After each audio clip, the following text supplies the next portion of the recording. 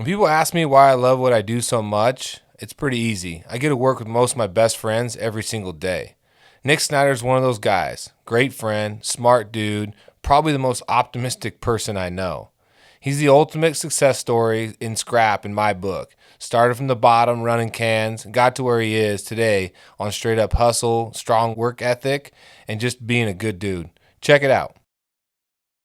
All right. Ready? Ready. Mickey, we finally get the opportunity. Sit down. Cheers. Cheers. Another Scrap Life episode. Mm-hmm. Thanks for having me on. Some beers from Twin Falls. That's good.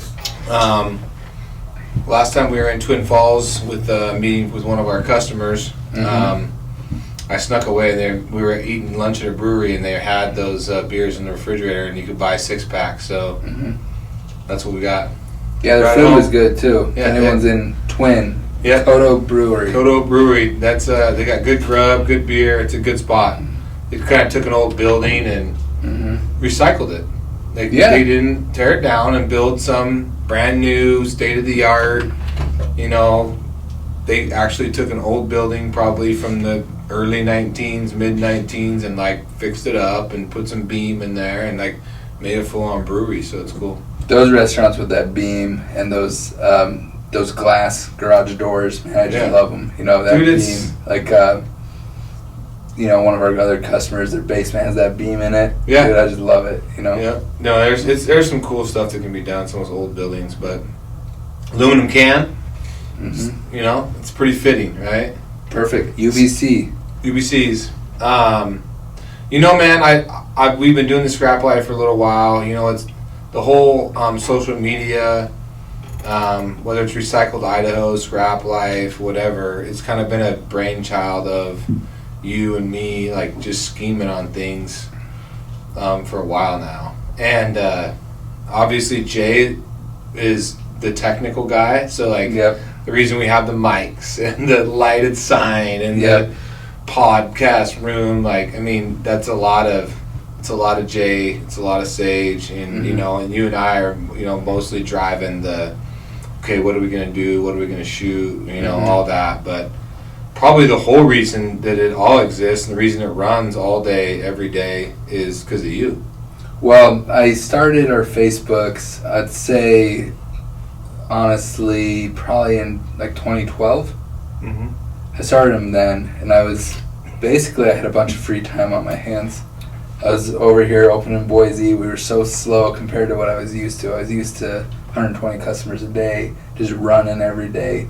And I came here, and I felt like I was doing something wrong. I was like, God, like I had 4 customers today, you know, and then it just took a long time. So I was trying to fill in the cracks, you know, and I'm like, shit, we might as well just make a Facebook. Yeah. And then we started inviting people and not posting very much. And, you know, we didn't really start posting a lot till It's probably been a year and a half. Yeah, last October. Yeah. Last October is when we met, said let's go all in. And we tried a few different things with Facebook, Instagram, and all that. And we even hired someone to do it. And that was just we got a really good customer out of it, so it worked out. Yeah. You know, it worked out, but like, just it makes you learn, like, make sure you know what people are doing with your social accounts. So what he was doing is he was messaging people from me. Yeah. He's like, hey, you know, I'd love if you followed United Metals, but while you're at it, also follow all his other customers.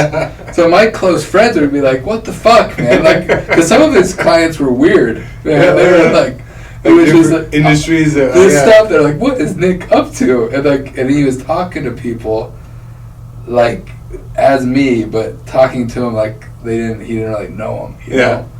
So we had to fire that guy. And like I said, at the end of the day, he made us a really killer video that we still promote on YouTube. And we learned, right? Like, and he was learning too. I think, he was learning. We were learning, and I think that's the coolest thing about it. I mean, people ask us all the time, like, who'd you guys hire to do all your social media? And like, and you know, you and I have had this conversation, and like, obviously we have a team of people that we, you know, it's not just you and me sitting here, you know, we have Sage and Marissa and Jay and, you know, other people on our team that are posting, but like, really, we take a lot of pride in the fact that we do it all in-house. Like, we're like in the process of starting our own media company, and not necessarily like today so that we can service a bunch of other customers. Right now we're building it out so we can really just service all of our own brands. But someday, I mean, once we get all of our own stuff all the way dialed in like we would like, then that is kind of like the next step for us. I've had like 3 of our metals customers ask me if we could do stuff for them. Yeah. And I just had to be like, man, like, we barely keep up with her. Like, we're not keeping up with ourselves, you know, where we want to be. Marissa's done a great job of building job duties for someone we're going to try to hire. Yeah. I'm going to get with Tom next week and put that out there to like, just keep building our team. Mm-hmm. So if we were there as a media company, we could have 3 clients right now. And that's just what's crazy, because so many people in the recycling world or the manufacturers or the construction, they don't do anything. And if you're not thinking about it, you're going to get left behind in a hurry.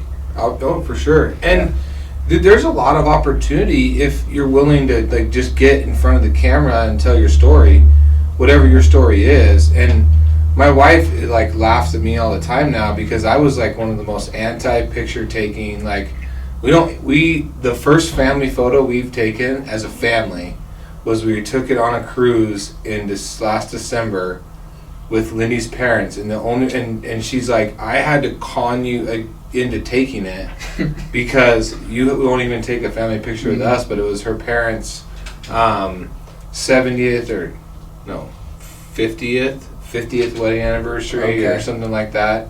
And so she's like, I don't give a fuck, you're taking it. And I'm like, okay, like happy wife, happy life, so I wouldn't do it. I remember you were so anti-Facebook, and you've taken a full 180, like the hardest 180 I've ever seen, because you at one point told me to like shut it down on because I was trying to run Facebook ads and all that shit, and I'm like, all right, and we put our money back into Google, and it's still most of our money is in Google. Yeah. You know, but now we're posting every day.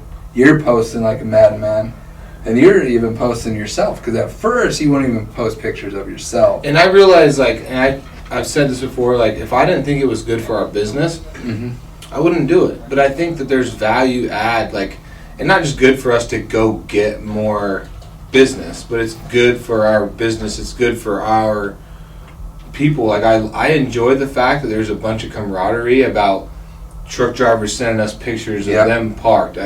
Guys that run equipment taking cool pictures of the equipment with the sky and the clouds in the background, or rain, or unloading a customer, or whatever. I mean, there's the safety component, obviously, but for me, it does build so much inner company pride. It helps your culture. No doubt about it. If you didn't get a fucking dime of the business out of it, anything else, and if all you got was camaraderie and culture, it'd still be worth it. One thing I think, an hour ago we were on a Clubhouse call, and it briefly came up. That call was going fairly long. I didn't want to get into culture too much. Yeah. I think culture is one of the most overlooked things. And I think if, like you said, if all you get from all the hours, because it's not free for our company to post. Absolutely not. We're asking for pictures. We're taking the time. We're doing it, and even if you're not doing a paid advertising, by far it's not free, but it's worth every penny, because you can tag. Like, I did a post this morning for Papa Ferris for Nick Mansions. That guy works his ass off.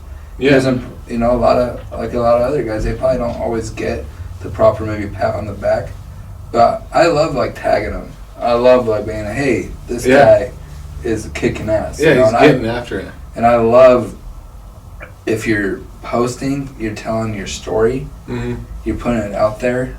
I just love every part of it, and I love exploring new things and connecting with people on Clubhouse. That thing's new.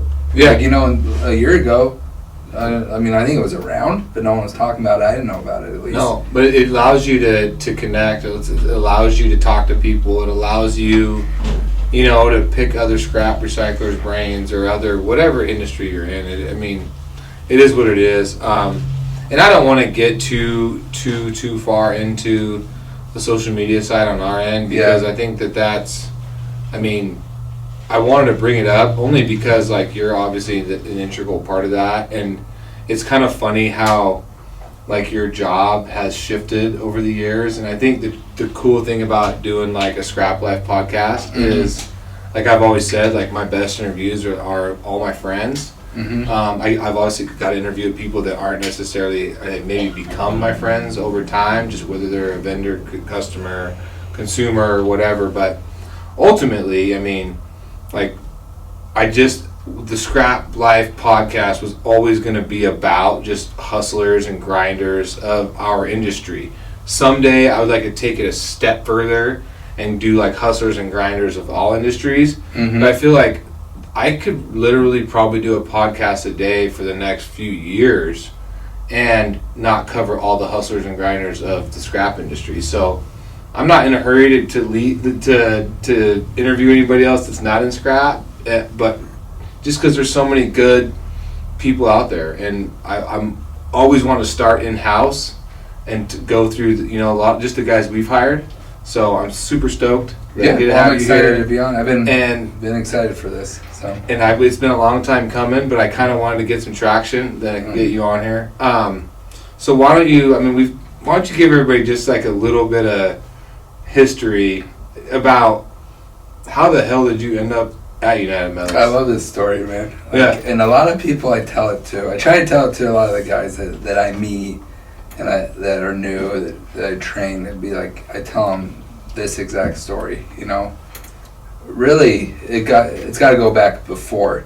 So I lost my job in 2009, and at the time I had this girl I was dating. I really, really liked her, and I was like, thinking about asking her to marry me. I didn't have a job. I didn't want to go to her dad. I was like doing side jobs. The economy was shitty. I was like painting houses with Sean Sullivan and his dad, because he didn't have a job either. Because he was an electrician, he lost his job. And I was like, fuck, I gotta find a job. And I applied at Wells Fargo. I made it through the last interview, but I owed him like $1,200 in overdraft fees. That's not good for the job interview. I think I would have got it until they figured that out. I thought they might give it to me so they'd get their money back. They got their money back eventually. Okay. But and then so I went. Your little sister is in my grade. Yep. She told me and Sean Sullivan that the pipe company was hiring. So we went and interviewed with Joe Ross. We went and we did a team interview, like Step Brothers. Yeah. And for the record, I carried that interview. I will say that over and over again. I tore it up because the job before, that's what I did for a living. I interviewed with people with disabilities. I would train them how to interview. Yeah. So I'm fairly good at interviewing. We went in there. I was like, I felt pretty good. I was like, oh, maybe I'll get a job at Treasure Valley Pipe. And the next day we were doing a side painting job, and Sean and his dad were late, like super late. I'm like, where the fuck are they? Yeah. I'm just there painting, trying to get a hold of them. Like, whatever, I'll just get started. And Sean shows up. He's like, I got the job. And I'm like, what? He's like, yeah, his dad made him. His dad drove him down there to talk to Joe to follow up. And at the time, there was only one spot, but I think Joe thought there was 2 spots. But then, I don't know if it came from you or Rod, only hire one person. Yeah. Anyway, a few months went by. You needed someone to help in the recycle center. So I went. Well, Joe told me, just a little bit of backstory. We were like, gosh, we need somebody in the recycling center. And Joe was like, hey, I got the guy. I interviewed him for the pipe yard. I killed the interview. Yeah, but he said, but I hired Sullivan because his dad and my dad were friends. I never knew that part. Yeah, but Joe liked you, so at the end of the day, you got beat out by a relationship. So I went and interviewed with you. I felt like I did good. You offered me a job. Yeah. And I took it, man. And I took it, and I started over at Caldwell. And to be 100% honest, I did not plan to stay around. That job was a shit job. Yeah. Like, I mean, at the time, like that, I mean, it's not, any job isn't a shit job if you need a job. Like, let's be, I should, but of all the jobs a person has, like, it was available, a dirty job. if anybody has a job opening today, like all the job openings, I mean, I think that job, I mean, literally you bust aluminum cans open, at least for the first few months, just to prove that you can do the job. It eventually evolves into more than just breaking open nasty that's what I did for at least the first few months. Yeah, but there was a pile of cans, like, insane. Yeah. So only ripping nasty beer cans, pop cans open for a couple months on end is kind of a shit job, but it's a job and it paid the bills. And so I just wanted to make sure, like, when people say, like, oh, you got a job, you might as well just walk in, like, you're the manager of the Boise Yard, like, not exactly. No, I had to pull out nasty shit out of cans for 2 months. Yeah. But a funny thing happened. At that time, I had a job, so I felt comfortable enough to propose to my now wife. And and I had a stepdaughter, a 3-year-old. So I had some more skin in the game. Yeah. Before that, and then I just was in my 20s, and I've always been a good employee. But I know I didn't give it my all sometimes, Yeah. But I started to learn the business, and I didn't even know that. I didn't know that world existed. I didn't even think about it ever. Like, I never was in that world. I knew you could get money for cans. Yeah. But back then, man, like, copper prices were crazy, and kind of like they are right now. Copper prices were really good. Things were really good. We were handing out some serious money. Yeah, that was our main facility at the time, and we were going through, 100 customers across, the main scale, and a freaking, 100 customers to the recycling center a day, and it was a pretty bananas market at the time for sure. And basically I was like, God, there's a lot, and I liked it. I liked working with you. I liked working with Guy Pilot. I liked working with a lot of those people, and it just made me. I had this almost moment of like clarity. Like, I remember the day that I was running cans, and I'm like fuck it. Like, I don't need to go work anywhere else. I'll just stay here. Yeah. And I'll just keep working. Like, I'll keep working.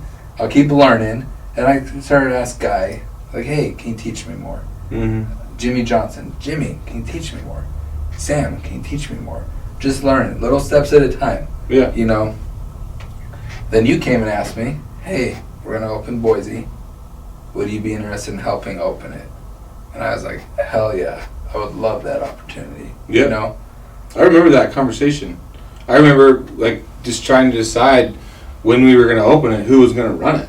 Like, I remember, I remember my mom and Brian having an office over here, and having you in the recycling center. And I remember all those steps of getting this facility open and how deciding who was going to run it and who we trusted to do it, and all that time that you put in on the front end of the Caldwell Recycling Center is what gave you the opportunity to, be a part of, our biggest non-ferrous yard. And at the time, it was, like you said, 4 customers a day. Like, it was a pretty slow bleed. It was like a minute. Like,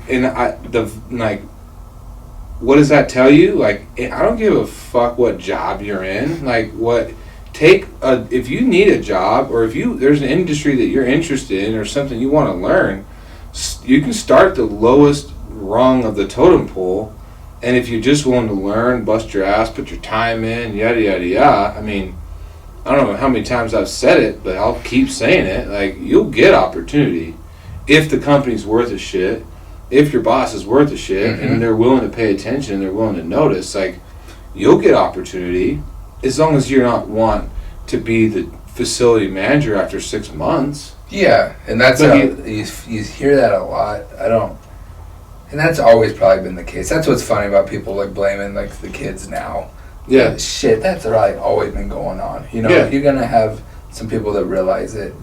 And when I was in the Caldwell Recycle Center, working my ass off, running from customer to customer, just learning as much as I can, you never talked to me about Boise. Like, I wasn't doing it because I knew Boise was there. No. Because, like, you know, if I would have been a shitty employee and not been busting my ass, I guarantee I would have never got that opportunity. So, everyone that I talk to, I mean, that's why I tell them that story. Like, the opportunity when it comes up, if you're a good employee, you'll be the next in line. You know, dude, it's like a sports analogy. Here's the deal: it's if you bust your ass at practice, but there's a guy that's starting over you, and I don't care what sport it is, whatever, football, baseball, basketball, anything, lacrosse. If there's a guy in front of you, it's playing the same position, and he's good, he's better than you, he's been there longer than you, he understands the offense, the defense, the whatever, right? But you sit there and you consistently bust your ass and you learn the plays, you learn what's going on. At some point, either you'll decide you're better to go to a different school and play, or the guy in front of you will break their leg or get hurt, or you'll just show up to practice one day and you'll know exactly what's going on, you'll know what to do, and you'll just outshine them. But that doesn't happen by just showing up one day and half-ass working and half-ass doing stuff. But when it's your time to shine and you show up and you have put in the work, that's how things happen. And hopefully when you're telling that story to the whether it's a guy in the yard or the office or whatever, and you're saying, hey, you don't know what's brewing behind the scenes, right? Especially a company like ours, which we were wanting to grow, we needed to grow, we were ambitious, and just like we are, and today we want to do big things, but we don't really communicate that all the time with everybody in the company. We just brew on it in the background and look at options, and all of a sudden it's I think this guy or I think this girl could do this job if we can put this deal together. But you have to put yourself in the position. If you put it out there where people know that opportunity's there, you're not going to see that real person. You're not, because they're after that. Yeah. So then when they get there, they might turn into their real self, So I think you gotta keep it in the background, and we're working, and then we'll hopefully identify the next person, because there is so much potential. Anyone that follows us, we got the reclaim divisions, we got the pipe companies, we got metals, we're trucking, hauling, yeah. There's so much. You got more stuff coming online that we haven't even put out there yet, Yeah. And it's all under the same umbrella. And that's where I just feel I've never been a guy that thinks I don't believe in luck. I don't believe in chance. I don't believe in any of that. Do you believe in serendipity? Do you believe in hard work? Puts you in the position where if the chips fall, they kind of fall your way? Yes, they do. But okay. I think that I think I was supposed to work at United Metals. As crazy as that might sound to some people, I think the path that led me there. Yeah. You go, and that's when people go through their maybe a rough patch or something. Just keep your head up, and then the next spot you land at. Maybe learn from some shit you fucked up on, or some mistakes you did, and take a hard look in the mirror. Be like, how could I be better?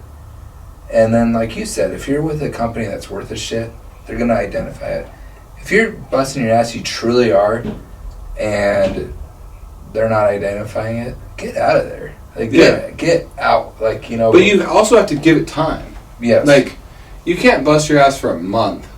No. You can't be kind of a half-asser. Really? And then go, I'm going to really go hard for a month or two and see if they notice. Well, what about all the months you decided you're mailing it in? They don't know if you're just if you've been drinking more coffee in the morning or if you're just, you have to be a consistent. All right, Tuesdays, I'm going to work hard. No, you gotta figure out how to really make it you. Like, you make it like you're doing it because it's who you are. It's not fake. Yeah. You know, and then, you know, there's always going to be shitty employees. There's always going to be shitty managers. There's always going to be shitty companies. Yeah. You know? Obviously. Oh yeah. But when you're in a situation working, if you're there, why not just be positive and work your hardest?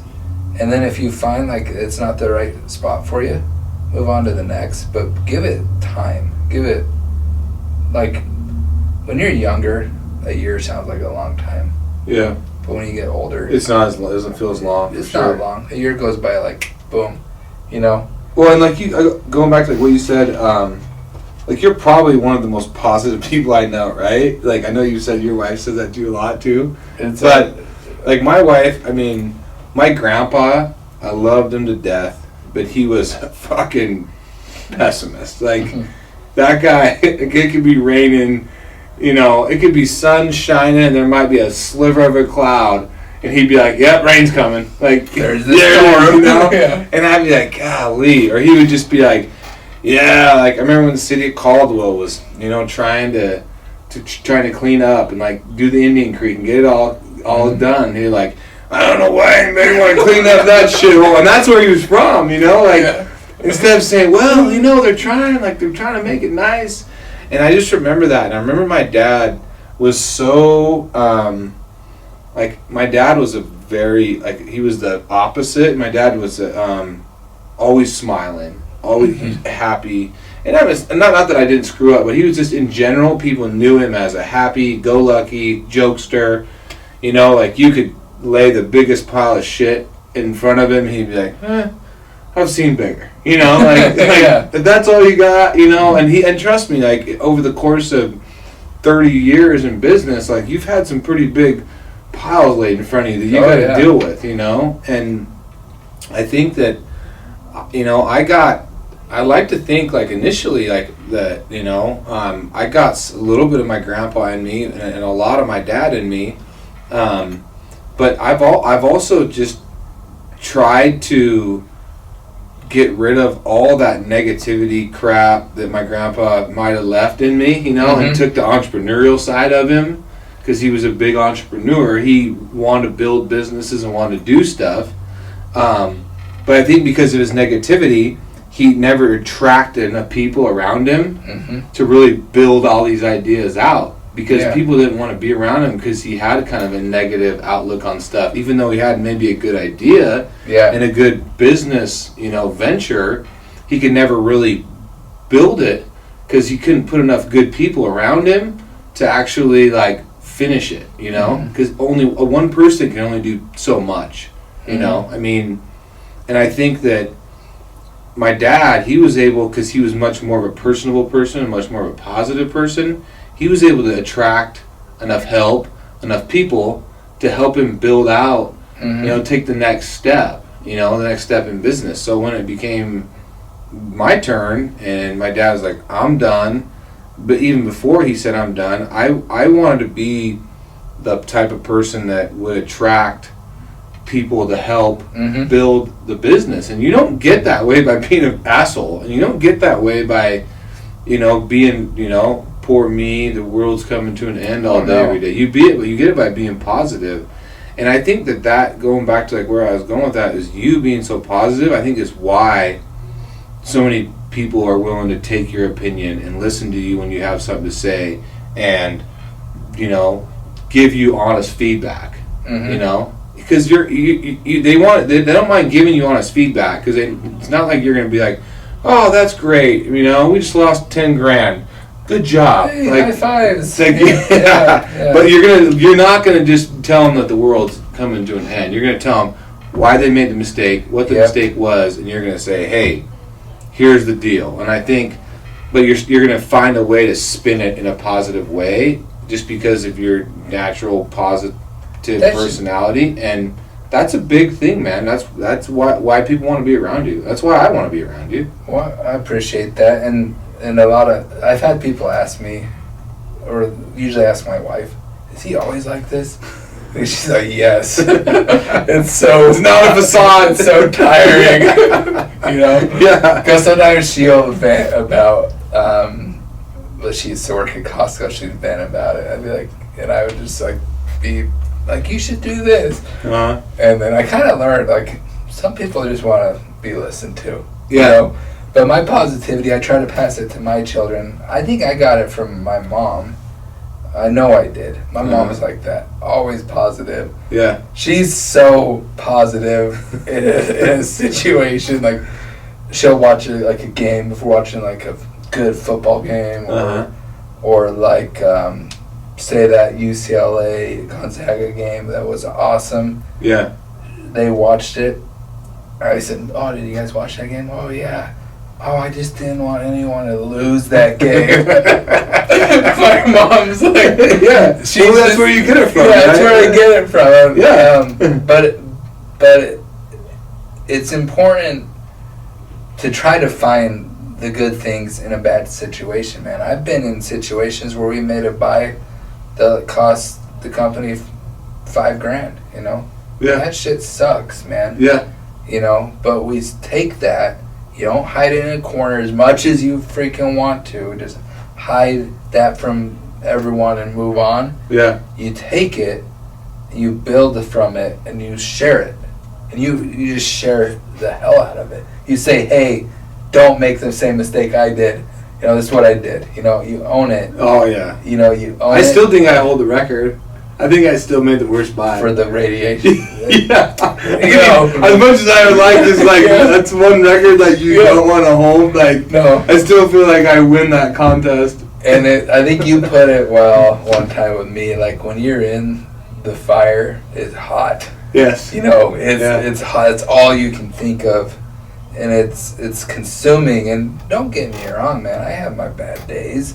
Days where, like, we lose an account, or like something happened in the yard, or we're short $1,000, we can't figure it out. Then you get all these things creeping up into your mind, and you know, we're all human. You start to like just ask yourself things, but if you can just actively try to be positive, because sometimes it's not natural. No, like you honestly, coming from someone who I from myself, like speaking from my own personal experience, like there's times when it's a zillion times easier potentially just to be like, shit, like, and go the dirt road. Like it can be, but the reality of it is, like, it's such a mindset deal. You, like, there's times when you kind of have to, like we were saying before, like, go way macro and say, absolutely, like, okay, yeah, I had a bad day, I lost some money today, or I should have sold that load of copper yesterday, it's down 20 cents, like, I just pissed away 20 grand type of day, you know? And then you have to say, okay, but what would happen if, you know, my mom got sick? What would happen if my wife, you know, got sick, or I lost one of my kids? Like, and then you just be like, fuck it, like, it is what it is. Like it makes your whole day be like, yeah, I'll live to fight another day. Like, it's not, as long as you're, as long as you have the ability to fight another day, it makes it like, it's where you can convince yourself it's not that big of a deal. And I've been doing that for years, and it's cool to hear Gary Vee been actually talking about it a lot. But I've been, like, anytime I have like a day like that where you're like, fuck, you know, when you're driving home, you're like, I'm still driving home. Let's start there. I'm driving, I have a home. You know, B, I'm driving home to my wife. Well, C, you know, I got my 2 kids, they're healthy. Thank God. And Gary Vee takes it to the next extreme, though. Like, if you listen to him talk about it, he just goes straight hyper macro. Like, I just think, like, what if my kids died? I'm like, Jesus, Gary Vee. That's you guys, like, deep, but like, it really puts, you're like, oh, geez, like, it could be significantly worse. And dude, and I always call it like first world problems, like, because in America we're so spoiled. And then I'm like, dude, go travel, like, go see some stuff. Like, you need to get out of town for a while. Go see. I mean, you don't even have to leave the United States to go see some real shitholes. Mm-hmm. Then if you really want to see some rough living, leave the United States and go really travel, and you can see some stuff to where, like, I mean, and then you come back and you're like, oh, okay, like I can stomach. I can stomach a financial loss. I can stomach some of the little things that go on that, that didn't really go my way with a customer or whatever. And I'm more speaking from a business side, but, on a personal side or whatever, I can stomach it because I feel like I can get my mind wrapped around how bad it could be. And once you can do that, dude, it's game over. Oh yeah, once you can center yourself. I was having this conversation. Me and Sal went out to CUNA to look at a job, and I was like, "Man, how you doing?" He's like, "Oh, I just feel overwhelmed." Yeah. I'm like, "Oh, I know how you feel. Trust me." And then I just told him, like, you gotta figure out how to find your balance. Like, you gotta find a balance. Mm-hmm. And however, everybody's different. Everybody needs a different way to find that balance. I told him, like, for me, like, I gotta stay organized, because it doesn't come naturally for me. I gotta, like, put in my calendar. I gotta stay organized. Then I come to work the next day. I'm just prepared. Yeah. I'm ready. Like, I'm not behind the 8 ball. Like, I'm not, like, playing catch up all day, or like, God, what am I forgetting? So take those steps, and then create an environment around you where people are willing to tell you the truth. Yeah. Because if you're, like, nasty about things, or someone that they can't approach, best believe they're going to hide all the important shit from you. Yeah. And you'll probably find it, but it'll be too late to fix it. So make an environment, make a culture around you that is positive, but hold people accountable. So give me the steps, because, like, sometimes when you're just, like, in the middle of business and building a business like we've been, like, when you came to Boise Yard and to run the recycling center, there's like a gap in my memory or whatever to get to where you were just running the recycling center in Boise to becoming kind of an outside buyer and kind of managing a lot of the purchasing. Like, to me, it just happened like over like a week. Sometimes it feels like that to me. But I'm just curious, like, in your mind, like, what was the steps? Like, how did that transpire? Because I don't really, like, I couldn't really, to be honest, I don't really remember. So, it was 2012, because I remember we had our second daughter. Mm-hmm. She was born in February. I took a week off, spent it with, my family. It was one of the best weeks of my life. I recommend that. Just take that week and spend it with that newborn if you're ever in that situation. I came back. That's when you were right over here. Because I had moved my office here. You were in Jay's office now, but you were right there, and you called me in and you asked if I wanted to do the purchasing, oversee the purchasing. That was 2012. So then I started there. So I was just communicating with the other yards, sending price sheets out. Because I just started making another price sheet. You got a lot on your plate. Yeah. I started making a price sheet without asking you permission for it. Yeah. And I started emailing it to you. And I remember you're like, who the fuck's going to send the price sheet out? Yeah. Me or you? I was like, oh, I was just... and in hindsight, I was like, oh, that's kind of a ballsy move. Yeah. Like, which is fine. Like, and hopefully you know that about me. Like, I'm like, hey... Like, we're willing to do it like. Well, one thing I love about you, man, like, I know, like, sometimes in a work environment, you're like, God, what's he thinking? Or is he like, what's up? Like, is my job okay? Yeah. Like, if it ain't okay, Brett, you'll know. I'll tell you. You'll know right then. Yeah. He doesn't hold anything back. No. So it's nothing you got to worry about. No, I don't want you to have to worry. Like, I try and give, like, pretty good feedback, honest feedback. But no, anyway. The price sheet. So it started with the price sheet. Then you asked me that after Eden, and then I started doing that more. You started taking me to other yards, because I hadn't even been to some of the yards. At that time we had Gooding, and then we were talking about Twin. We started open. Because when did we open Twin in 14? Twin, yeah, we bought it in 13, opened in 14. That's what I thought. Yeah. So by 12, then I went over. Buxton opened it, but once we got the other people in place to take over him. Yeah. I started working with them, getting them schooled up, and then the outside buyer part honestly came kind of because we had to let someone go. To be honest with you. We had to let someone go, and then we had to pick up. I took a lot of his accounts over. Yeah. You know, so like. And then it just kind of was like a natural progression. Just naturally, like there was a few accounts I got just from the phone, and I was answering the phones. You know, and that's when I really realized the phones are like our best friend. Yeah. That those phone calls, those leads. That's why I get so worked up, and I talk to all the yards. Like, how are you answering the phone? Like, I get upset when they're like United Metals.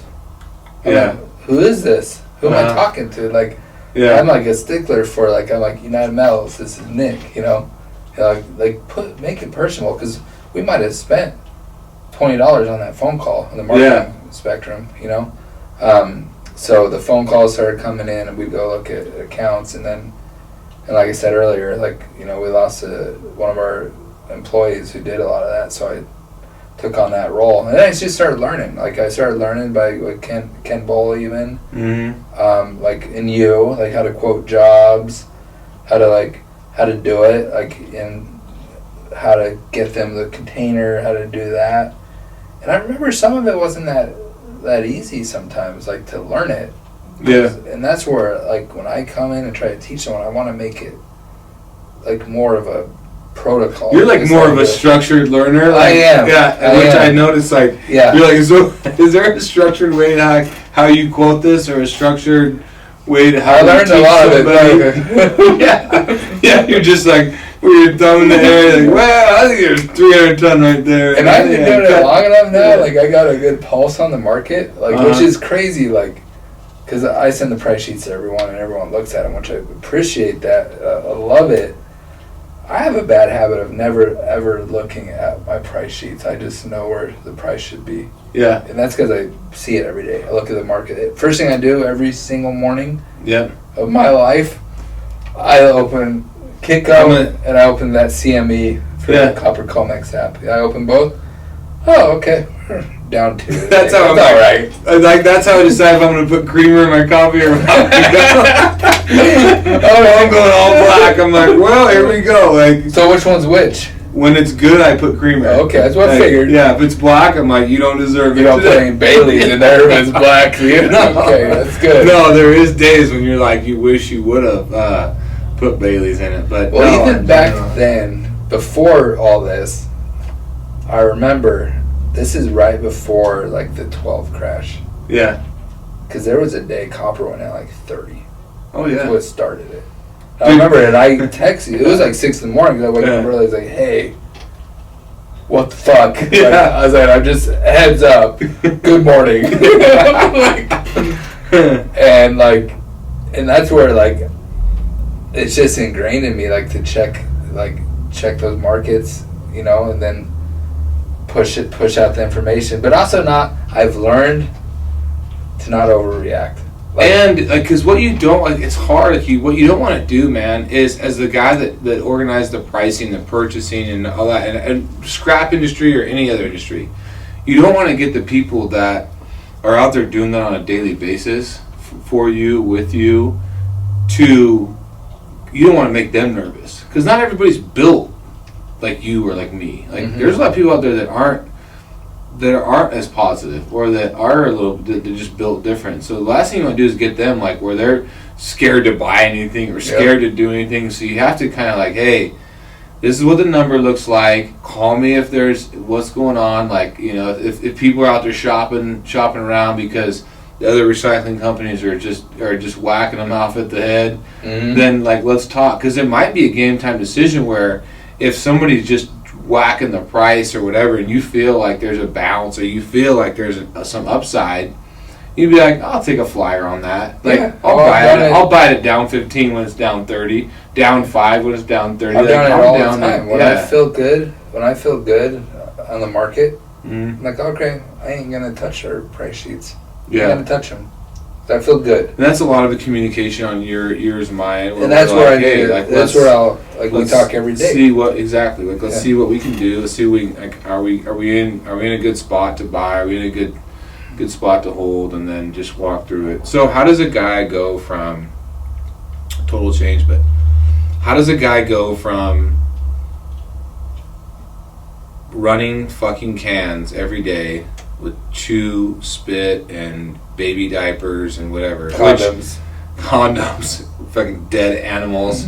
And the reason I know this, I've done that job a lot in my life, right? Sure, like as a kid, as an adult, I did that job. And so I not only do I have a respect for it, but I also kind of wish everybody in our company kind of had to do that job for even like a week. Yeah. Because it sucks. But it gets the foundation kind of how it was built, right? So how does a guy go from that job to your job today, which is, I mean, everything from marketing to managing all the purchasing that goes on to the outside buying to, I mean, fuck, is there anything that in any of our businesses that you haven't done or touched or whatever? I mean, I guess you haven't drove truck. No, and I don't want to. But I mean, like, and I haven't run the machines very much. A little bit, tiny bit. And that's in 10 years. Yeah. Like, I think it all boils down to just working hard. 12 years. But. Yeah, working hard and just working hard and being positive, and just letting, there's an expression out there, the cream of the crop will rise to the top. Yeah. It just takes time, takes time. Put in the time, and like anyone out there listening that feels like they're in a shitty position, maybe you just need to work a little harder. Yeah. So, and I get that question a lot from everyone I meet, like Casey, our new guy. I don't even know his title, but the guy that helps Brian out. Yeah, he's our banker that we because he asked me like, "What do you do?" Yeah, because I've been talking to him a lot more. Like, oh man, that's so hard. Yeah. When people ask me that, your business card would be like this big. I when people ask me that when I like hanging out with like my wife's friends, what do you do? Like, I just crush cans. Yeah. So I tell them now. It's so much easier. But I tell them, I handle purchasing, and I oversee most of the marketing. Yeah. And that's what I do. And how I got there is way back when, in 2010, I had that one day where I was like, this fucking sucks. Yeah. I said, but why am I, like, quit being a little bitch. Like, just get out there and work. I see the potential here. I like the people I'm working with. Yeah. I've been here 3 months, Yeah. Just put your head down. And I made a decision, and timing is a lot of that. I really needed a job so I could marry the girl I met and take care of my stepdaughter. Mm-hmm. So I needed to man up myself. But people need to find a way to not think of it as work. Yeah. That's where I am today. I don't go to work. I haven't gone to work in years. Yeah. I never go to work. It's my life. I wake up, and I get going. I go through my steps. I'm a pretty routine guy. Oh God, I'm the worst. I know that feeling. Yeah. So I'm routine, and I just go through my steps, and I never feel like I'm working. Like, I take calls all day, every day, and I email all day, every day, Saturday, Sunday. And at one point, I was like, I'm not gonna do any work on the weekend. But that made it worse for me. Then I'd get there Monday. I was like, God, I wish I would have done this on the weekend. Yeah. Like, it just like, so if you can. I think you have to find that sweet spot for yourself, though. You got to say, I'm burnt. Like, notice that you're burnt, and because I'm a lot the same way. But there are times where I'm like, I'm burnt. I'm good. Like, I need like a day, or I need an hour, or I need 2 days, or whatever that is. Like, at some point, like, and everybody like finds their sweet spot to where it's like, okay, I need to do something different for a couple days and just take a break. But if it's not a burden to you, and if it's not like my wife's like I was showing her my screen time the other day. She's like, Jesus Christ, and I was and she's like, oh, that is ridiculous. Wait, 12 hours? Yes. Yep. On my phone, like screen time, and she's like, 12. And I saw like when I was on vacation, it goes, congratulations, your screen time is down 70%, and I was like, all right, like That's awesome. I turned those notifications off. Like, I don't want to know. Like, No. they're telling me how much I'm on my phone. But I just think I find it more interesting. I'm like, oh, okay. And so, like, I tried to make a conscious effort because when we went on vacation here a few weeks ago, like, I wanted to be like, I just wanted to A, see if I could do it, but B, I just wanted to like maybe maybe I didn't know I needed a break. I just wanted to try it, you know. And even then, I mean, fuck, we had one guy put us 2 weeks in.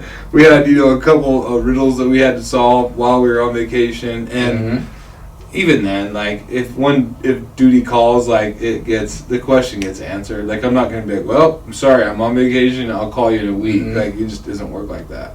A, because I really like it. Like, I like a good challenge. Like, I like a shitty scrap market. Dude, Like, I feel I enjoy this market because decent, but it's not as like it's fun. It's fun because you can make money, and it's not as hard. But like, dude, I think like the real like your business gets built, like the real bricks get laid when it's shitty and nobody wants to be in it. Well, no one's got the balls to do a lot of the things, Like, you know? They don't want to do it, man. And that's when, for me, when I'm just like, I lick my chops because I know, like, the deals are going to get good. It's going to be fun. It's a challenge. Dude, if you can't make money right now in the scrap business, you should not be in the scrap business. And I think that it's going to get better. Like, I really think that the markets are going to get better moving forward. But if you can't, then there's something inherently wrong with your business right now because the margins should be decent. The flow is okay, but there's maybe you're just not in the right business or you need to tweak something, right? So I don't know, like this, it's okay right now, but I feel like when it gets shitty is like when we as a company win because we kind of find a way to like grind. Well, we have a lot of guys like. I feel like I've always done my best work when my back's against the wall. Yeah. Like I feel like I'm like, oh, okay, I really shine. Like when I have to get this done or this happen. Now what do we do? You know. Yeah. You pivot and do it this way, and there's like you said, this market. I love this market. I haven't seen copper this high. I think it's gonna keep. I wouldn't be shocked if we got to like a 450, 475 copper this year, you know? I wouldn't be shocked one bit. And so that part's fun because we haven't seen that for a long time.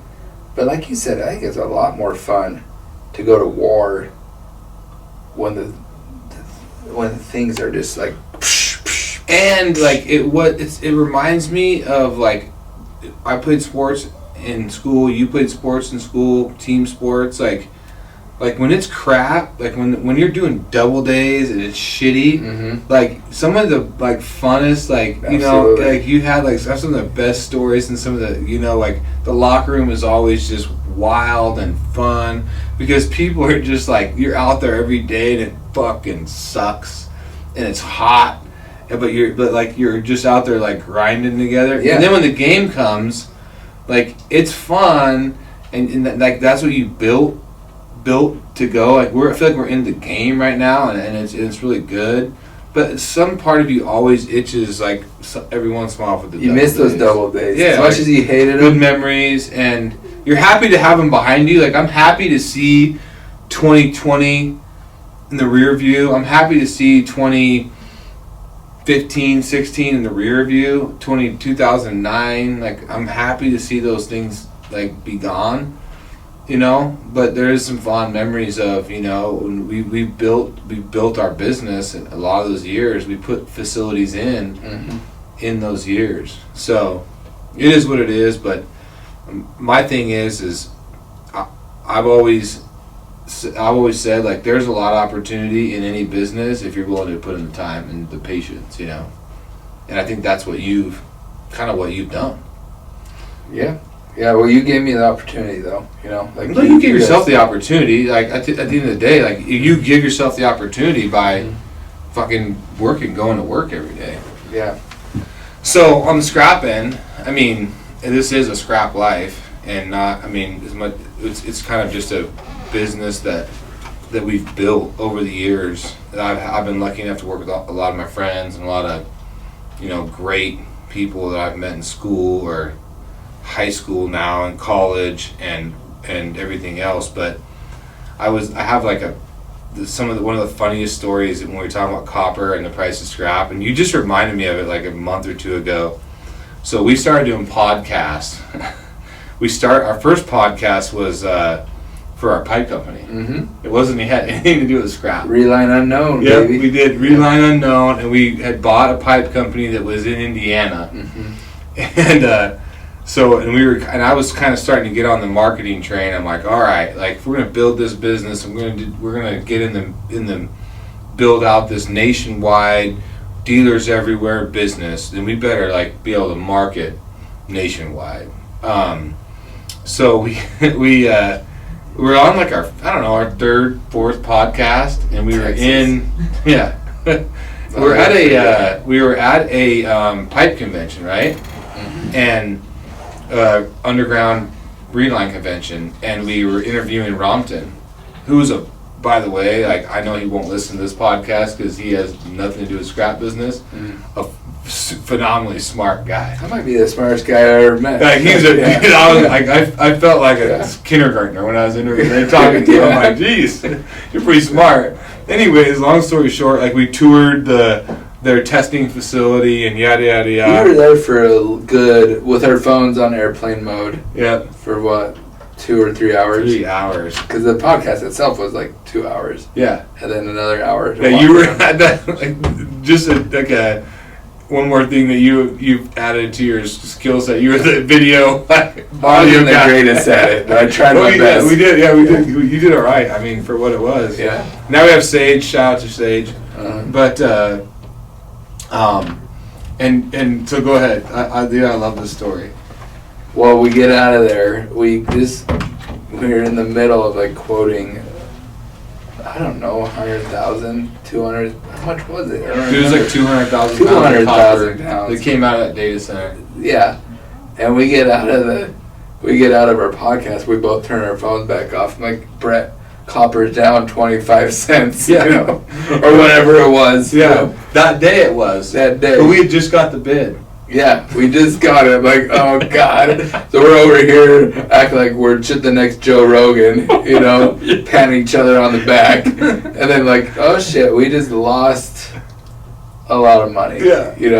And that just shows you, like, you can pat yourself on the back all day long, but you better be ready to deal with those punches, man. And you know what, man? Like, so that was... It's February. We did that. We got and that's at this time copper was like 3. It was right before the Corona. 350, 330. It was pretty good. It was like a good number. Yeah. We're like all jacked that we got that quote and got the bid, and they were gonna go with us and yada yada yada. And it was February. We were flying back, and we were like, it's all right. Like, it is what it is. The market's coming off, and then.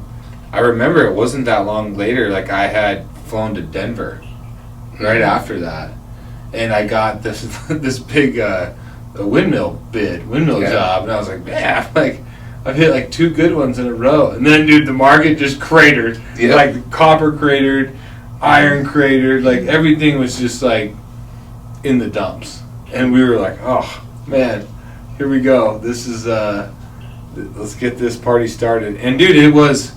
And dude, and I will say this.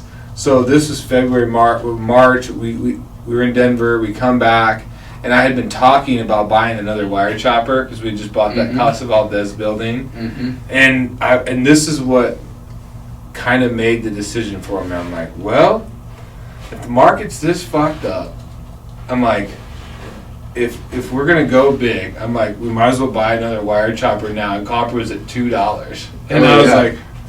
Here we go. I remember it dipped under 2 for a minute. Yeah, we had all that wire coming in. We had ordered another wire chopper. I was trying to get it in, get it set up, and I just remember that. I was like, God, good job, Nick. All this copper that is, 40 cents over, market, Yeah. I'm like, Before we even chop it, before we even touch pick it up, we still gotta go get it. But we paid him what we quoted him. Yep, we had to stick by the guns. And we just held on to the material. Yeah. And it came back. Yeah. And luckily we're at a point in our company where we can sit on something like that. But there's some people that would just be a mortal wound to your company. Well, and I think if it's that tight, you got to hedge. Yeah. If you don't have the ability to ride that storm, then call Pete Thomas and get your hedging set up, right? That's the reality of it. Yeah, for sure. But if you have the stomach and you have the and you've got the ability, the cash flow, the capital, whatever in house, when you see those big downturns like that. If you can ride it out, I think you're in a good position. And luckily, it goes back to building the foundation, put all that work in ahead of time, building your business, building your assets, building your cash flow to where that storm didn't just wreck the ship. And the reason we bought that copper goes back to my same philosophy on everything I do. If it's even with an employee or customer, just treat them right. That owner of that company worked for a different company 3-4 years ago and sold me some batteries. Yeah. I actually had his number in my phone still, and he called me again. And because we did him good on that little load, and I didn't just brush him off like he was a nobody. Yeah. He turned around, made his own company that only does demo on data centers throughout the nation. And those data centers, if you know anything about them, they have a lot of copper in them, a lot of scrap in them to keep them functional. And that just circles back to where he just liked dealing with us because we're willing to take the time to talk to him and just do the right thing. Just be a good person, Oh, for sure. 100%. So, I'm going to give you the last word. I mean, it's a scrap life. It's my podcast, but the only reason my podcast exists is because of you. Mm-hmm. So today it's your podcast, and dude, you get the last word today, and then it's Friday. We're gonna go coach some flag football. Mm-hmm. We're gonna go have fun with our families this weekend. Before we do that, say whatever you want. I just want, I've had some things happen to me this year where people have passed away, and then so have you. I want people to just take this opportunity, take this life, and make the most of it, man. Don't be down and out. Don't be negative. And I know that's easy to say, especially if you're suffering from some real, clinical depression. Mm-hmm. It's a little different. But if you're just being negative to be negative, get that out of your head the most you can. And, the people that I know that passed away this year, I guarantee they would do anything to do things over. So I don't want to be in that situation in my life where I look back and want to do it over. So do it right the first time. You always hear that expression, or used to. This really shows how old I am. Is YOLO, because I just learned what it meant a few years ago. Yeah. People say that screw it, do whatever you want. But I look at that expression completely different. You only get one life, so make the most of it. Do the most you can at work. Do the most with your family. Make it all one thing where you don't look at work like work and you hate Monday. Celebrate your Mondays as much as your Fridays, and embrace both of them. Enjoy your time with your family, and and find somewhere where you can go and grow.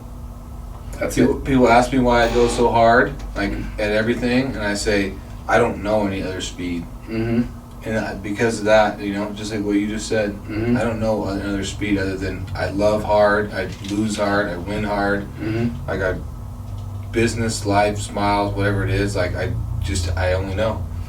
So just like you said, you only get one crack at it. So don't leave any fucking meat on the bone. And I guarantee we're gonna have some L's in our future. Oh yeah. But we're gonna have some W's too, and you just make those W's out. As long as we can squeak by with a winning record and get into the playoffs, I'm good. Yeah. All right, bud. Thanks. Cheers. Appreciate you, Nick. Love Thanks. you, man.